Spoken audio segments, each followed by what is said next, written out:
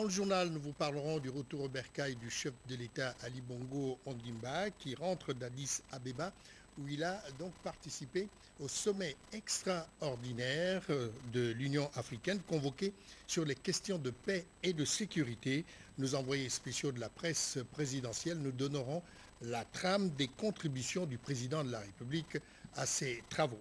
Et puis les responsables de la société Dragage Gabon, spécialisée dans le génie civil au cabinet du Premier ministre, chef du gouvernement, pour affiner les stratégies, voire tous les contours inhérents à la construction de l'axe routier Ndjolé-Medouman. Nous vous parlerons également sur le plan économique de Gabon Special Economic Zone, de l'île Mandji, donc.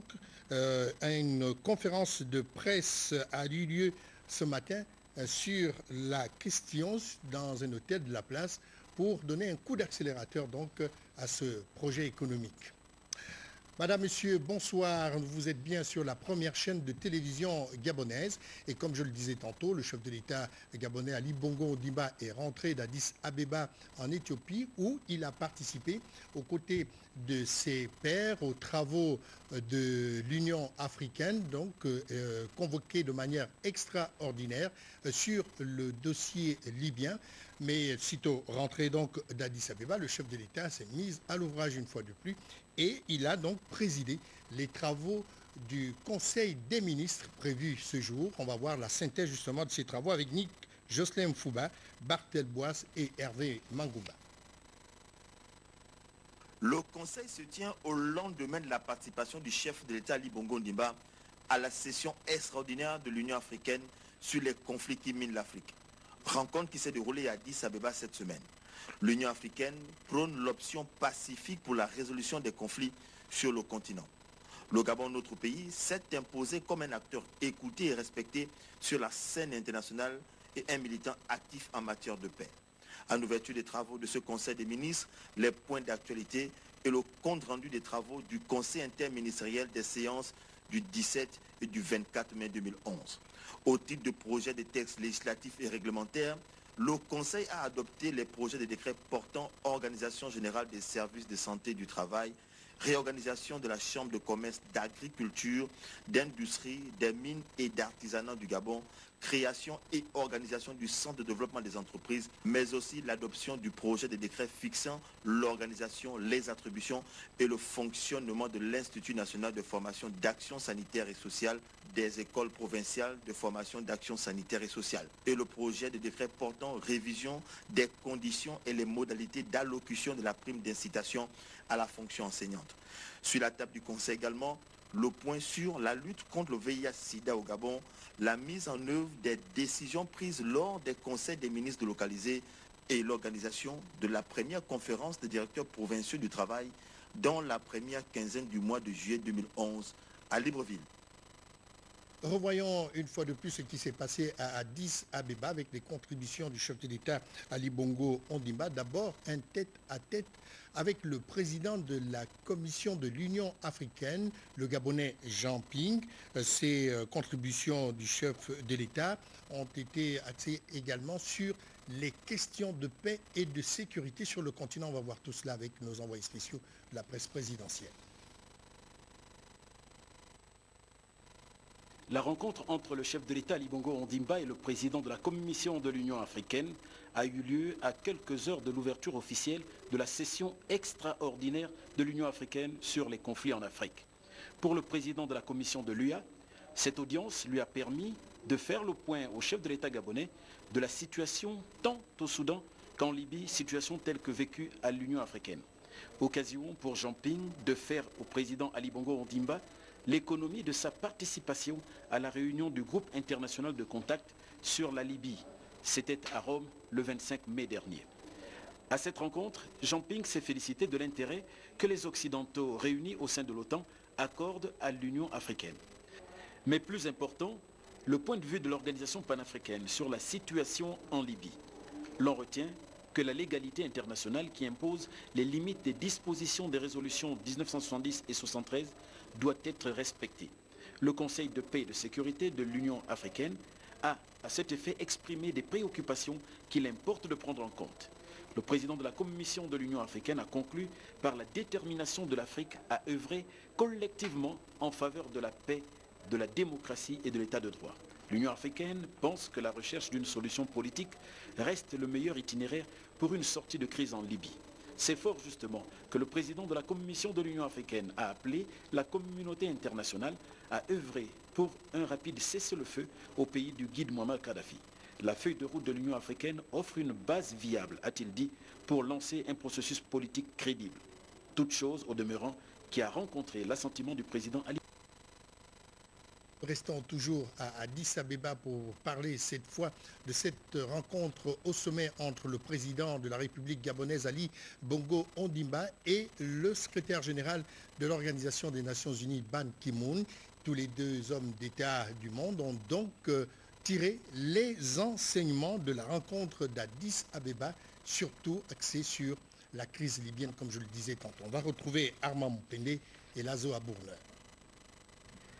La pertinence de l'ordre du jour de la session extraordinaire de l'Assemblée générale de l'Union africaine et la délicatesse de la situation qui prévaut en Libye ont éloigné du chef de l'État gabonais et du secrétaire général de l'ONU les communautés protocolaires pourtant prévues par les services compétents.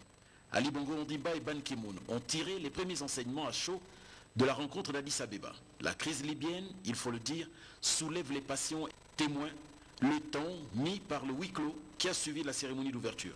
Si l'Union africaine, fidèle aux dispositions légales qui régissent son fonctionnement, opte pour une sortie de crise paisible, loin des canons, en revanche, le sort réservé au guide de la grande Jamaïria libyenne est loin de faire l'unanimité. Certains proposent le départ immédiat du colonel Kadhafi, d'autres envisagent une transition avec le guide. Entre les deux, d'autres privilégient et s'appesantissent sur l'urgence du moment, le calvaire subi par les populations. C'est le feu immédiat. Pour le reste, les décisions courageuses doivent être prises par les partis en conflit pour éviter le scénario ivoirien. Un avis considéré comme le moindre mal. Moindre mal abordé par le président Ali Bongo Ondimba et son homologue sénégalais Abdoulaye Wade. De la discussion jaillit toujours la lumière. Un communiqué final est censé clarifier la position de l'Union africaine au risque d'accentuer les divisions entre États membres sur la question. Le chef de l'État Ali Bongo Ondimba a quitté Addis Abeba très tard dans la nuit. Voilà tout, entre autres donc les activités professionnelles du chef de l'État hors du Gabon. Mais parlons à présent de ce qui concerne le pays à proprement parler, en l'occurrence les routes qui sont aussi préoccupation primordiale du chef de l'État Ali Bongo Ondimba. Et le Premier ministre, chef du gouvernement, s'est chargé de recevoir les dirigeants de la société Dragage Gabon, avec lesquels d'ailleurs il a discuté des stratégies et des contours inhérents, bien entendu, au lancement déjà fait des travaux de cette route. On va voir tout cela avec la presse, la primature, Charles Ogandamanga, Alain-Serge Eyen et Patrick Desmabio. Les responsables du groupe Bouygues, présentés au Gabon par la société Dragage Gabon, sont venus réaffirmer au chef du gouvernement l'engagement pris par l'entreprise dans le cadre de la réalisation du tronçon routier Njolé-Medouman, dont les travaux ont été récemment lancés. Rencontrer M. le Premier ministre et lui avoir confirmé toute l'appui et toute la motivation et la mobilisation que le groupe Bouygues, à travers sa filiale Dragage Gabon, est en train de mettre en œuvre sur le lancement des travaux de la route Njolé-Medouman. J'ai eu l'occasion, lors de mon passage dans le pays, de visiter ce qui sera un chantier extrêmement complexe, parce qu'en zone de montagne, mais aussi un chantier que nous avons voulu, en ce qui nous concerne, et selon le souhait du chef de l'État, de rendre exemplaire en matière d'environnement. Et c'est toute cette stratégie et ce traitement environnemental de cette partie extrêmement complexe de la route que nous voulons conduire, avec tout le savoir-faire du groupe Bouygues, bien sûr, mais aussi en partenariat total avec les services de l'État, puisque l'État gabonais s'est posé en représentant ou en pilote et en leader du développement durable sur l'ensemble de cette partie de l'Afrique et sur l'ensemble de l'Afrique. Je trouve que c'est un bon exemple, dans un chantier aussi complexe, de pouvoir mettre en œuvre les techniques les plus sophistiquées et répondre aux exigences les plus importantes en matière d'environnement. Véritable chantier complexe compte tenu du relief accidenté de la région, la réfection ou tout au moins la construction de cet axe routier. Dernier obstacle du chantier sur la Nationale 2, en direction de ce qu'il convient d'appeler le projet de 3 frontières, les responsables de dragage Gabon doivent avoir à l'esprit l'objectif d'assurer le développement durable tout en tenant compte de la protection de l'environnement, cheval de bataille des autorités gabonaises. Restons toujours dans le cabinet du Premier ministre Paul Biya. Vous le savez déjà, le Gabon s'active dans la préparation de sa participation à la 17e conférence mondiale sur les changements climatiques. Eh bien, le Premier ministre du gouvernement a donc transmis les recommandations du président de la République aux membres du comité national de gestion qu'il a réuni à son cabinet ce jour. On retrouve donc nos confrères de la presse de la primature.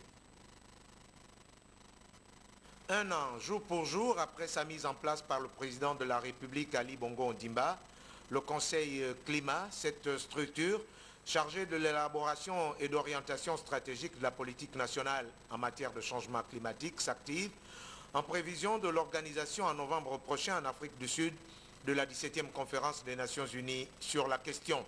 Instruit par le chef de l'État, le Premier ministre Paul Biya, en sa qualité de vice-président du Conseil Climat, vient d'initier une série de rencontres avec les comités sectoriels engagés dans la mise en place du plan climat gabonais. Le travail essentiel à faire aujourd'hui, c'est de bâtir ce plan, l'articuler, y trouver un contenu, identifier les acteurs à tous les niveaux, distribuer les rôles, rechercher les financements et voir les modalités de mise en œuvre du plan. Des différentes parties prenantes à la question du climat dans notre pays, le chef du gouvernement attend qu'un travail exemplaire sorte des ateliers. Je veux un travail de qualité.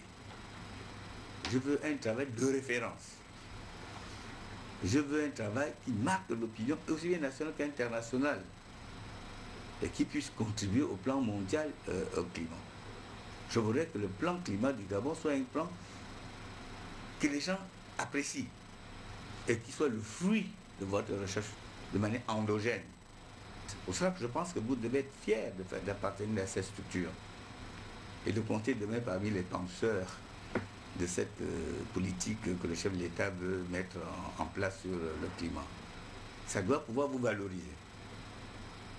Formuler une stratégie de développement du projet de société du président de la République et de la politique gouvernementale qui en découle dans un contexte propre et durable, voilà à quoi sont invités administration publique, secteur privé, les citoyens gabonais et autres partenaires au développement, lesquels doivent s'assurer que la prise en compte de l'environnement doit aller de pair avec l'amélioration des conditions de vie des Gabonais.